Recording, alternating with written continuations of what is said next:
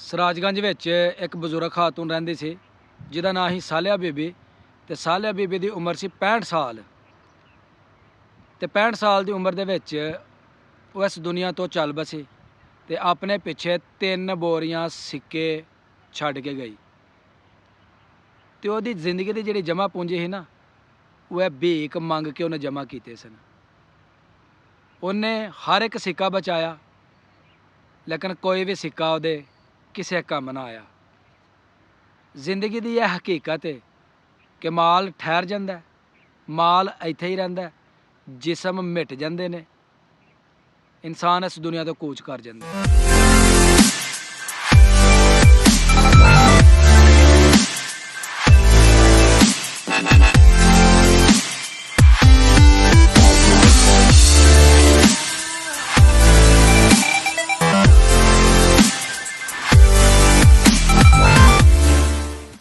ਜਿਹੜਾ ਖਾ ਲਿਆ ਉਹ ਵਾਧਾ ਤੇ ਜਿਹੜਾ ਬਚ ਗਿਆ ਉਹ ਘਾਟਾ। अस्सलाम वालेकुम, welcome to my new vlog. मैं तुहाड़ा दोस्त सुल्तान शेख, पंजाब के खूबसूरत संती शहर सियालकोट तो, पिंड पूरब कलेर, और तुसीं वेखण दे हो मेरा यूट्यूब चैनल अपना पंजाबी व्लॉग। अज जी तुहाडे नाल हकीकत ते मबनी एक बड़ी ज़बरदस्त कहानी है जिहड़ी लैके असीं आए हैं।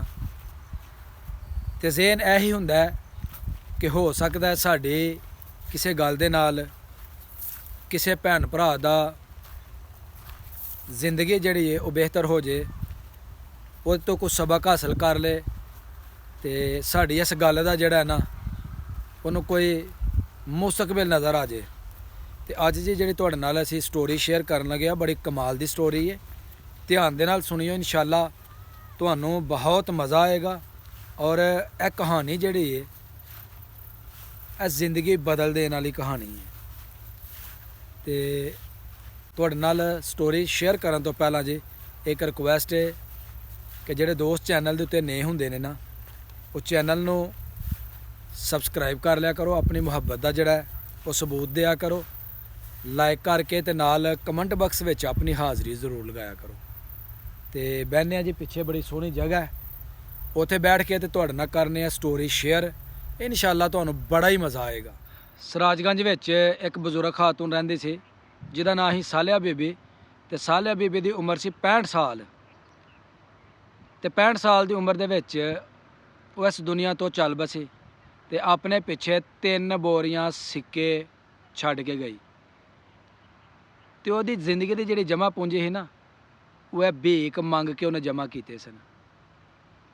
ਉਹਨੇ ਹਰ ਇੱਕ ਸਿੱਕਾ ਬਚਾਇਆ, लेकिन कोई भी सिक्का ਉਹਦੇ ਕਿਸੇ ਕੰਮ ਨਾ ਆਇਆ। ਜ਼ਿੰਦਗੀ ਦੀ ਇਹ ਹਕੀਕਤ ਹੈ ਕਿ ਮਾਲ ਠਹਿਰ ਜਾਂਦਾ, ਮਾਲ ਇੱਥੇ ਹੀ ਰਹਿੰਦਾ, ਜਿਸਮ ਮਿਟ ਜਾਂਦੇ ਨੇ, ਇਨਸਾਨ ਇਸ ਦੁਨੀਆ ਤੋਂ ਕੂਚ ਕਰ ਜਾਂਦਾ। ਤੇ ਇੱਥੋਂ ਸਾਨੂੰ ਜੀ ਫਿਰ ਇਹ ਹੀ ਨਤੀਜਾ ਮਿਲਦਾ ਨਾ, ਇਹ ਹੀ ਸਬਕ ਮਿਲਦਾ ਕਿ ਇਨਸਾਨ ਦੀ ਜ਼ਿੰਦਗੀ ਦੇ ਵਿੱਚ ਜੋ ਰਿਜ਼ਕ ਲਿਖਿਆ ਨਾ, ਉਹ ਇਨਸਾਨ ਨੂੰ ਮਿਲਣਾ, ਨਾ ਉਸ ਤੋਂ ਕਮ ਤੇ ਨਾ ਉਸ ਤੋਂ ਜ਼ਿਆਦਾ। ਰੱਬ ਨੇ ਜਿਹੜਾ ਲਿਖ ਦਿੱਤਾ ਉਹਦੇ 'ਚੋਂ ਇੱਕ ਕਤਰੇ ਦਾ ਨਾ ਘਾਟਾ ਹੋਣਾ, ਨਾ ਇੱਕ ਕਤਰੇ ਦਾ ਵਾਧਾ ਹੋਣਾ। ਤੇ ਜ਼ਿੰਦਗੀ ਦੇ ਵਿੱਚ ਜੋ ਤੁਹਾਨੂੰ ਮਿਲਦਾ ਨਾ, ਉਹਦੇ 'ਤੇ ਖੁਸ਼ ਰਹੋ।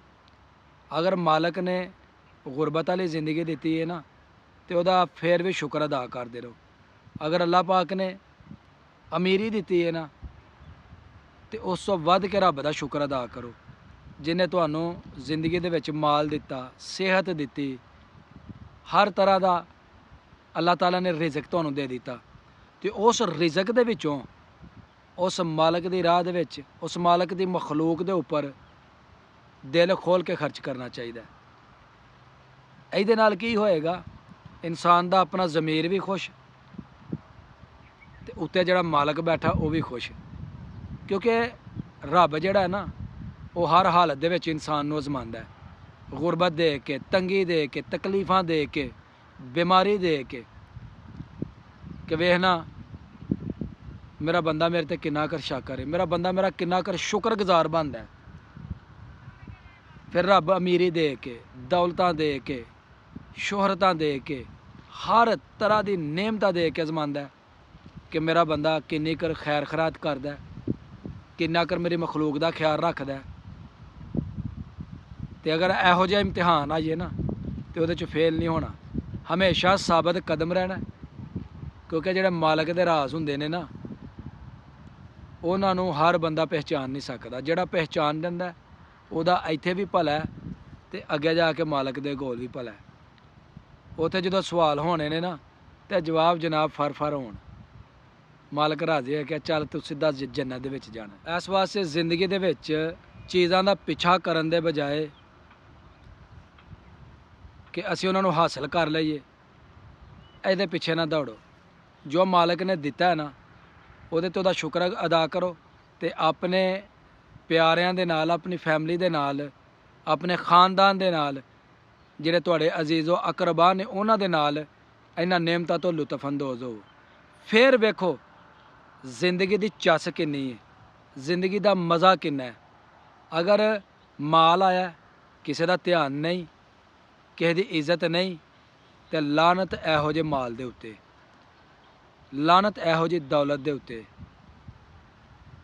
ਕਦੇ ਵੀ ਕਿਸੇ ਚੀਜ਼ 'ਤੇ ਮਾਣ ਨਾ ਕਰੋ। ਇਹ ਜਿਹੜਾ ਤਨ ਹੈ ਨਾ, ਇਹ ਸਿਹਤ ਹੈ, ਇਹ ਤੰਦਰੁਸਤੀ ਹੈ, ਇਹ ਉਸ ਰੱਬ ਦੀ ਅਤਾ ਕੀਤੀ ਹੋਈ ਹੈ। ਇਹਦੇ 'ਚ ਕਿਸੇ ਦਾ ਕੋਈ ਕਿਰਦਾਰ ਨਹੀਂ। ਇਸ ਵਾਸਤੇ ਅੱਛੇ ਵਕਤ ਦੇ ਵਿੱਚ ਕਦੇ ਆਪਣੇ ਮਾੜੇ ਭੈਣ ਭਰਾ ਨੂੰ ਨਾ ਭੁੱਲੋ। ਇਨਸਾਨ ਜਦੋਂ ਪਹਾੜ ਦੇ ਉੱਤੇ ਚੜ੍ਹਦਾ ਨਾ ਤੇ ਝੁਕ ਕੇ ਚੜ੍ਹਦਾ, ਫਿਰ ਉਹਨੂੰ ਬੁਲੰਦੀ ਨਸੀਬ ਹੁੰਦੀ ਹੈ ਤੇ ਪਹਾੜ ਤੋਂ ਉਤਰਨ ਵਾਸਤੇ ਉਹਨੂੰ ਖਲੋ ਕੇ ਆਉਣਾ ਪੈਂਦਾ। ਉਹ ਥੱਲੇ ਦੀ ਤਰਫ ਆ ਜਾਂਦਾ, ਪਸਤੀ ਦੀ ਤਰਫ ਆ ਜਾਂਦਾ। ਤੇ ਬੁਲੰਦੀ ਦੀ ਤਰਫ ਜਾਣਾ ਚਾਹੁੰਦੇ ਹੋ ਨਾ ਤੇ ਝੁਕਣਾ ਸਿੱਖੋ, ਰਿਸ਼ਤਿਆਂ ਨੂੰ ਰੱਖਣਾ ਸਿੱਖੋ, ਦੂਸਰਿਆਂ ਨਾਲ ਪਿਆਰ ਕਰਕੇ ਵੇਖੋ।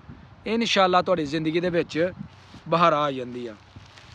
ਤੇ ਇਹ ਜੀ ਛੋਟਾ ਜਿਹਾ ਪੈਗਾਮ ਸੀ, ਇੱਕ ਛੋਟੀ ਜਿਹੀ ਸਟੋਰੀ ਸੀ ਜਿਹੜੀ ਤੁਹਾਡੀ ਸਾਲਿਆ ਬੀਬੀ ਦੇ ਨਾਂ ਤੋਂ ਤੁਹਾਡੇ ਨਾਲ ਸ਼ੇਅਰ ਕੀਤੀ। ਤੇ ਇਨਸ਼ਾਅੱਲਾ ਉਮੀਦ ਕਰਨਾ ਕਿ ਇਹ ਸਟੋਰੀ ਤੁਹਾਨੂੰ ਚੰਗੀ ਲੱਗੀ ਹੋਏਗੀ। ਕਿ ਮਾਲ ਜਮ੍ਹਾਂ ਕਰਨ ਦੇ ਵਿੱਚ ਕੋਈ ਫਾਇਦਾ ਨਹੀਂ ਜੇ, ਮਾਲ ਜਮ੍ਹਾਂ ਕਰਨ ਦੇ ਵਿੱਚ ਇਨਸਾਨ ਨੂੰ ਘਾਟਾ ਹੀ ਜੇ।